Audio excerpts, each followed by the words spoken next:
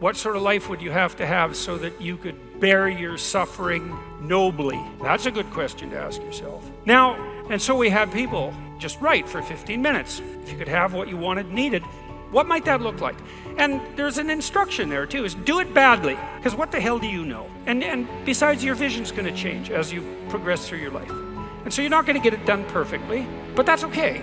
Get it down. Get a rough first draft down, right? A rough approximation of who you could be if you got your act together. Not who other people think you should be. Although that might enter into it, because you can't be who you are properly and ignore the fact that you're embedded in a social context. And so you have to take the fact that there are other people into account. And it doesn't mean be who your parents think you should be either, even though that's another source of information that you might want to consider. It's a deeper question. It's like, what would actually motivate you? And you might think, well, I could never have that. It's like, that's not the question that's being addressed here. Although I would say there's no sense floating off into some kind of impossible juvenile fantasy. We're making an assumption that you're taking the question seriously and that you're going to remain within the bounds of what you regard as sanely reasonable. Now you've specified a goal, right? The goal is, in some sense, both your character and your life. And you've specified that rather vaguely. You only had 15 minutes to write about it. And that's a good thing, because now you have something to move toward. Now, I could tell you this technically. This is an interesting thing to know. People say they want to be happy. That's not true, by the way. If you investigate what people mean when they say they want to be happy, they say, I just want to be happy. It's a very funny phrase. It's, what do you mean just? Like, there isn't anything harder than that. So you can't just say that's all you want. You just want to be happy all the time. That's all it would take. It's like, good luck with that. That's not going to happen. So you can get rid of the just. And then, I want to be happy. Well, maybe. Actually, what people really mean when they say that is they don't want to suffer and be miserable. So really what they mean is they don't want to experience excess negative emotion. And you can find that out if you carefully question people and carefully analyze the answers. You find out they're actually more concerned about avoiding the catastrophic negative than living in a world of hedonistic delight. Now, you also find that while avoiding the catastrophic tragedy, they wouldn't mind having a little bit of hedonistic delight. And so some happiness is interleaved in there. When you're born in a happy home and you're born around happy shit, it kind of comes out. I don't laugh. My dad beat the laughter out of me. When you can't read and write and you're trying to hide out in classes and please don't call on me and shit, and you're fucking all scared and shit, everywhere you go you're nervous and you're panicked and you're stuttering, and your whole life is that shit. There's not joy in that shit. That becomes who you are no matter how much you change. You're scarred. So people are like, my God, man, you never smile, you never do this. It's my life. It's my life. So you gotta teach yourself how to read and write and also fucking smile and say, it's okay. A lot of things aren't like, man, why don't you do this? Like, I don't judge people. That's why I don't judge people. Man, you don't smile, look so hard, look this. Read my book and don't forget where I came from. It's who you are. You have to undo that shit. And no one came down and trained me on how to be happy, how to find peace, how to do this and that. That's why I'm so glad I found it through suffering. The greater the suffer, the greater the peace I found. But you have to reflect on where you came from the dungeon of hell that I came from. I had to reflect on that shit to find final peace and be able to say, wow, motherfucker, if you die in this bed at 40 years old, I'm the happiest motherfucker in the world because I did it. I pissed people off along the way. Some people don't like me, Merry Christmas, whatever.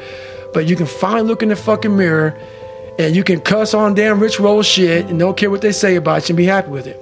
It's important to have circles. It's important to have, like I talk about, man, like that big rabbit hole of bad people that you want to get away from. Like, if you're a drunk and you want to stop drinking, you got to get away from those people. You want to build this nucleus around you of people who are saying, it's not okay to sleep in today. We got to get after it. Hey, let me see your journal. You're supposed to be running 5 miles today. You only ran 3. You got to have those people. Some people need those people.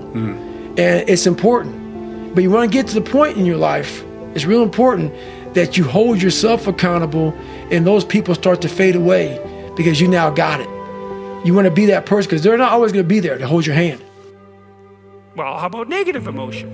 So what do you do with that? Well, negative emotion can stop you. You might think, well, I'd like to get a better job, but I'm afraid of putting myself out in the job market. I'm afraid of being evaluated. I'm afraid that if I tried something more difficult, I might fail. Then you have your negative emotion opposing you, right? It's anxiety is stopping you. And fair enough, because there are things to be anxious about. But what if you could get your negative emotion behind you, pushing you, instead of stopping you? Sometimes in my clinical practice, I would have clients who hated their job. They're laboring under the thumb of a tyrant. And maybe that was partly because they'd turned themselves into slaves, but it didn't matter. They were laboring under the thumb of a tyrant. They needed to make a move, laterally or up. They needed to make a move. And they were often afraid to, and they had their reasons. They didn't want to contemplate their resumes. They didn't want to open up their CVs. They didn't want to face the inadequacies of their past. They were afraid of being evaluated. They were afraid of being rejected. They didn't know how to negotiate. They didn't know how to conduct themselves in an interview. They were afraid of losing the security they'd already built up. They had their fears, and they were real, and those fears stopped them. But they'd come to me and say, oh my God, I'm so miserable. My life is so miserable. And we'd take that apart. And one of the reasons was because they were laboring under the thumb of a tyrant. And then we'd talk that through and they'd say, well, I'm afraid to make a change. And I'd say, well, that's okay. That's understandable. How afraid are you of not making a change? Let's make a little vision of that. You're 35, you hate your job. What's the consequence? You're not motivated. You don't want to get out of bed in the morning. You're starting to get depressed. You're getting bitter. You're getting resentful. You're getting cynical. You're amotivated at work. You're not doing a very good job. And you're starting to shrink. Now play that out for 10 years. You don't change it. You don't fix it. And what happens? Well, it's not like it's going to get better of its own accord. What's going to happen to you? Well, for sure, at minimum, what's going to happen to you is you're going to be in the same situation, but 10 years older. And if you can't get out of that situation now, what the hell makes you think you're going to get out of it in 10 years? You're 10 years older, you're 10 years more bitter, you're 10 years more cynical. Maybe by that time your marriage has collapsed because who the hell wants to live with you? You're even more of a slave than you were because you've labored another 10 years under the thumb of the tyrant and stepped backwards every time you were asked to, so you got smaller and smaller as the tyrant got bigger and bigger. It's like, think about that, and that means imagine it. Imagine that, okay? Now that's the situation. You're stuck where you are, but it's 10 years from now. And when I say think of that, I mean imagine that. It's like really play it out. It's like, you know how miserable you are now? You're afraid of making the necessary changes, but you know how miserable you are now. Just imagine how miserable you could be in 10 years. And in all likelihood, what you'll find is that you're way more afraid of that than you are of whatever's stopping you in the present. It's really useful to know what your own particular brand of hell might be. And so one of the things we do in this writing exercise is have people do the reverse. It's like, okay, so imagine now, 5 years from now, you've let whatever temptations you're particularly susceptible to have the upper hand, and they've augured you into the ground. One person's an alcoholic, another person's a criminal, another person's living on the street, someone else is like skirting the edges of prostitution, somebody else is narcissistic and bitter, somebody else is depressed and anxious. You know where you would fall off the edge of the earth if you fell off in whatever direction you're prone to fall off. Everyone knows that. Well, I think it's important to do things you don't like. And I was very ashamed of my life story for a long time.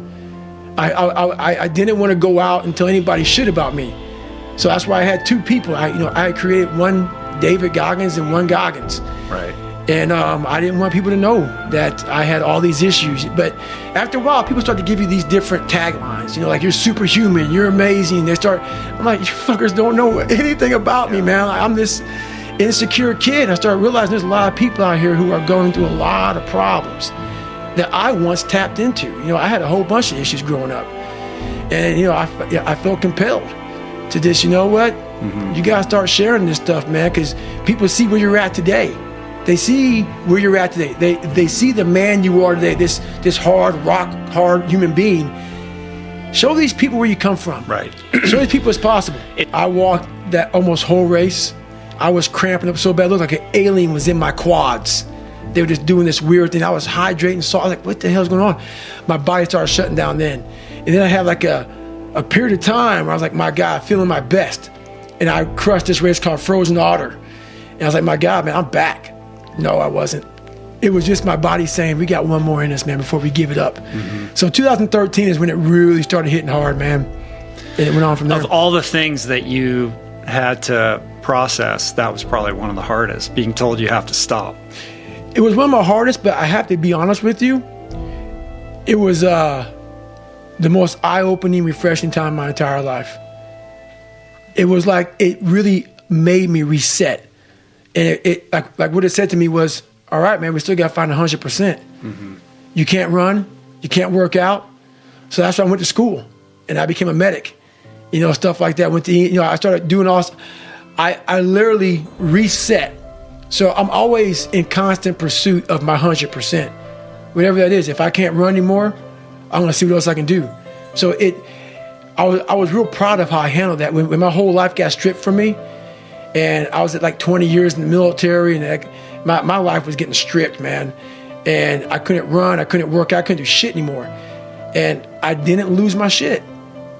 All that training I'd gone through, mental training I'd gone through, I was able to utilize it to find a lot of peace in myself, a lot of joy, and a lot of self-fulfillment. And it was actually not that bad of a time. I write down my day, and what I do is I go back and study that day. Like sometimes I might get sick, I might be overtrained, I might gain a couple pounds here, I might feel whatever. It's like my accountability journal of what I'm doing with my life, physical, mental. I had an eating journal, all this shit. And it helps me go back to, once again, study. I'm a lab rat. And I study myself. And I'm like, when I'm feeling fucked up, I go, okay, what did I do last week?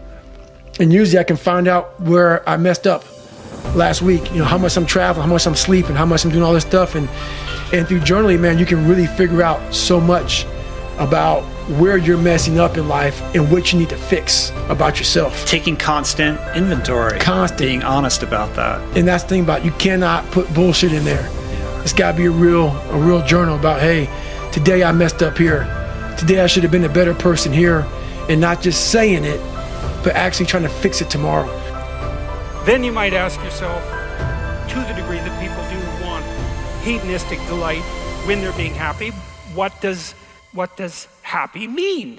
And you might think, well, happy means getting what you want. Happy is how you feel after Christmas dinner. It's like, no, that's asleep, right? That's content and asleep. Now that's a form of contentment, but it isn't really what people mean when they say that they want to be happy. The happiness that people refer to when they talk about happiness has more to do with enthusiasm. And enthusiasm is an interesting word because it means it's entheos. It means to be inspired. Inspired is in spirit. It means to be imbued with the Spirit. Well, enthusiastic is to be imbued with the Spirit of God, interestingly enough. And we'll return to that. When do you experience the positive emotion that's associated with happiness? The answer is not when you've attained a goal, but when you're pursuing one. So you're set up. Your positive emotion is associated with movement forward. You could say that your positive emotion is the psychological equivalent of forward movement, just as your negative emotion is the psychological equivalent of freezing or retreating. And so your emotions are very tightly tied to your action. Freeze, retreat, negative. Advance towards a goal, positive. No goal, no positive emotion. Now, if you don't remember anything else from tonight, that's a good thing to remember. No goal, no positive emotion. A corollary of that as well is no goal, confusion. So no goal not only means no positive emotion, it also means confusion, and confusion means anxiety and dread. And so a life without a goal is confusing and hopeless. And that begs a question, what should the goal be? And that's partly what we're trying to establish. You wrote for 15 minutes, you try to develop a vision for your life. Now you have something to move toward. That sets up the precondition for potential positive emotion and happiness. What else do you need to motivate you? One of the most powerful weapons I have, man, is a cookie jar. In times of need, even the hardest person forgets how badass they are. So I've been through a lot of shit in my life. When you're going through a hard time right now, you forget all the hard shit you endured. So the cookie jar is a reminder that, oh, I can get through this hard time right now, but you got to take a second or two to reach into the mental cookie jar. Let's say it's a fortune cookie. But in my mind, my mom used to buy these cookies, in the cookie jar, and it was an Oreo, Chips Ahoy, whatever. That's where I got the cookie jar from. But you got to open up and say, okay, man, I was in 3 hell weeks, and I got through 2 of them. I was in Ranger School. I endured being called nigger. I saw these beatings. My mom's soon-to-be husband got murdered. I saw all these things. I saw a little kid's head get ran over. All these things I endured alone. I had to remind myself of the strength and the power that I have, that it's in me. It's just a reminder of how badass you are in hard times, because we just forget that bad time consumes our mind, and we forget who we are. It wasn't about impressing that guy by any means. Well, you needed him to sign off. I needed to sign off on it. And it was like 3 days later, I'm in a 100-mile race, no train at all. And when you do that, it is stupid. But what it does, if you're not going to quit it, like you just talked about, it breaks you down to nothing. You are suffering so badly, mentally and physically, that all of these demons are coming up. And you're trying to find answers, and you're trying to find answers. It was like living 19 hours. It's like 5 years I put into 19 hours of highs and lows and pitfalls and seeing the sun come up. And it was like, my God, I lived 5 years in 19 hours. It was unbelievable. Do not hide unwanted things in the fog. Yeah, well, we often won't allow ourselves to imagine the catastrophe that we're pursuing, let's say through inaction. That's a good thing to fix. So now you say, well, you think for 15 minutes, that's not very long, but who you could be and what you could have if you could have what you wanted, if you were who you could be. And then you think about what sort of hell you could produce for yourself if you didn't do that. And that's not a bad polarity. It's like, I'm going to get away from that, and I'm going to move towards that. And then you have your negative emotion working for you and your positive emotion working for you. And that's a good gradient, and that's a great gradient emotionally, because as I said, you don't experience positive emotion except in relationship to a goal. And if you got a nice gradient on your goal pursuit, then that's going to increase the degree to which you feel positive emotion. And positive emotion, by the way, isn't just about being happy. That's the most trivial part of it in some sense. Positive emotion allows you to focus. It's the soul of concentration. It's the essence of enthusiastic motivation. When you say, I really want to do that, that statement is predicated on the existence of positive emotion. It's the fact that the goal beckons to you that makes you say, I want to do that. And you know how much easier it is to do something you want to do than to do something you don't want to do. And that ease is actually a consequence of the activation of the system that governs positive emotion. And you might ask yourself, well, how powerful a system is that? And I would say, well, almost all of the drugs of abuse that people are most prone to abusing are abused because they activate the positive emotion system. So cocaine, methamphetamine, heroin is also a painkiller, but it has a psychomotor stimulant element. That's the technical term for the pharmacological effect of pharmacological agents on the positive emotion system. Psychomotor stimulation. Psychomotor because it's associated with movement forward. Now, cocaine is such a powerful drug because it makes you feel like you're doing something worthwhile. That's the system it hyperactivates. And so it's a primary system of motivation. It's as old as forward movement itself. It's a cardinal source of meaning. And it only manifests itself in relationship to a goal. You took advantage, you leveraged all of those opportunities to be that best version of yourself. Mm-hmm. I did. As afraid of that, I mean, it was a very scary road. A guy who was afraid of a lot of things, to then find power in fear, to find power in overcoming fear, and to get to where I'm at today, where there's very few things that I'm really afraid of because I know how to control it. I know how to manage it. I know how to work it to my advantage now. It's something else, man. So I really challenge people to really do a live autopsy on your brain. And the reason why I talk about my childhood so much in this, because I don't want you to put a title on me. Because once you title me as a freak, you now put yourself in a position where you can be very comfortable in saying, it's just not possible for me. If you want to be great, you want to be the baddest motherfucker ever at what you do, you could be misunderstood by everybody because you're going to be so fucking obsessed and so driven to get there. That's what it takes. That's the truth. It takes every second of your fucking life. Anybody says balance? Yeah, balance is important for a lot of fucking people. It is. But if you want to fucking go to that edge where people do not like you, don't understand you, question everything you fucking do, you've arrived.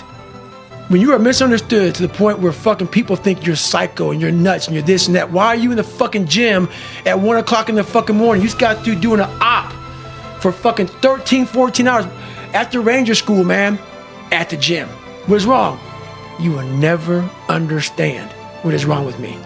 And that's why I'm so fucking glad you don't, because I'm in the right fucking spot. When people don't understand you anymore, you're in that spot of obsession and drive. Where people are like, what the fuck is wrong with this guy? I don't want to talk to you, man, because you're not going to get it. You're not going to get it. Boom. Don't want you to get it. Yeah. Don't want you to get it.